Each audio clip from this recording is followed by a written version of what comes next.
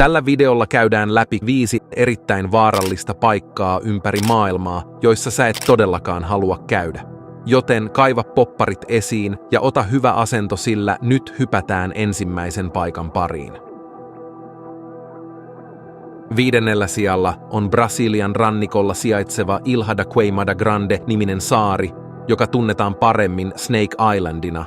Saari on erittäin vaarallinen, koska sen pienestä koosta huolimatta siellä asuu arvioiden mukaan noin 2–4 tuhatta erittäin myrkyllistä keltakeihäskäärmettä. Kyseisen käärmeen purema on ihmiselle hengenvaarallinen ja ilman vastamyrkkyä kuolema koittaa noin tunnin sisällä puremasta. Paikan vaarallisuudesta johtuen on sinne meneminen ehdottomasti kielletty muutamaa tutkijaa ja saarella sijaitsevan majakan huoltomiehiä lukuun ottamatta. Kommentoi alas, että minkä kokoisesta palkasta kävisit työksesi huoltamassa tota majakkaa, ite en menis kyllä mistään hinnasta. Kawah Ichen järvi on Indonesiassa sijaitseva kraaterijärvi, joka näyttää ihan mukavalta paikalta käydä virkistävällä aamu-uinnilla. Todellisuudessa, jos päättäisit pulahtaa kyseiseen järveen, niin ihosi kärsisi vakavista palovammoista välittömästi, sillä järven veden pH-arvo on alle 0,3 eli vesi on äärimmäisen hapanta. Tämä johtuu siitä, että veteen on liuennut suuri määrä tulivuoritoiminnasta syntyviä kaasuja. Kawah Ichenin ympäristössä voi myös havaita todella näyttäviä, täysin luonnon tekemiä sinisiä tulia. Tämä ilmiö syntyy, kun maaperästä nousee pintaan rikkikaasua, joka syttyy palamaan kuuman laavan lämmöstä. Toi olisi kyllä ihan sairas paikka paistaa makkaraa.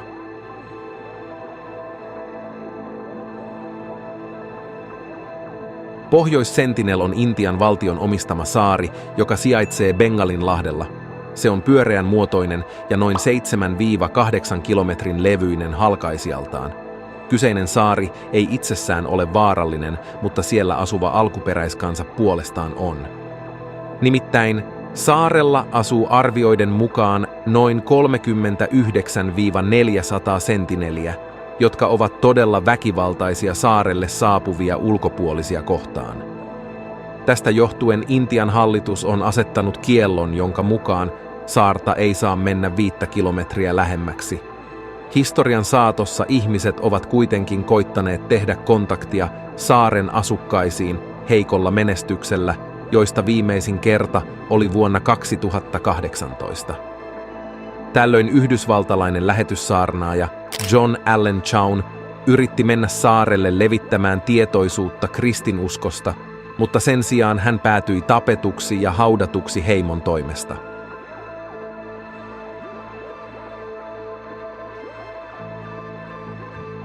Karachay on Venäjän Ural-vuoristossa sijaitseva järvi, joka on saanut itselleen tittelin maailman saastunein paikka.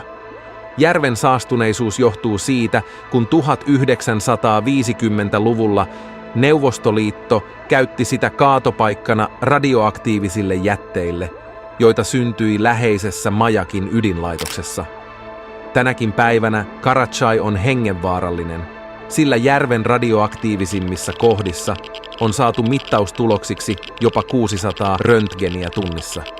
Eli siis suomeksi sanottuna, jos menet uimaan kyseiseen kohtaan, niin saat tappavan määrän säteilyä noin puolessa tunnissa.